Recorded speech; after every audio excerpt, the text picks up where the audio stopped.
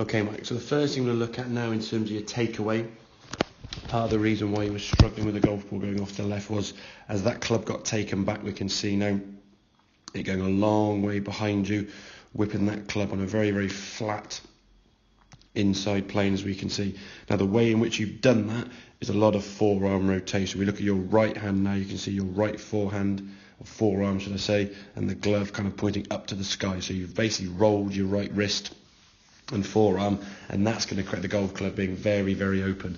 And as you then come back to the golf ball, you'll have to do a lot of rolling with that forearm or some other compensation to try and get that club back to aiming square towards your target. The other thing now, with that club being so far behind here now, when you get to the top of the backswing, there's almost wrist movement here to try and complete the club to get to the top, and obviously that movement now you're trying to guess really where the club is going to go. As it therefore then comes back to the golf ball, it can be aiming anywhere in terms of direction to where the ball goes. So the first thing I want to try and work on now is basically get more aware of that club, keeping that club face aiming at the golf ball for longer. Keep that club kind of more in front of you. So you can see here now, certainly a much better position if we compare the two. There now we can see kind of halfway back where that club has gone. In comparison, that club on the right is a much better position from where there you can actually return the club back to the ball square.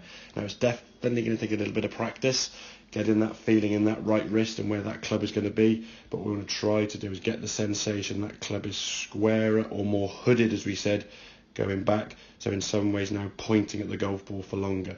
In theory, we can have less variables in the golf swing. The less variables in the golf swing we've got, the more consistent we can be long term.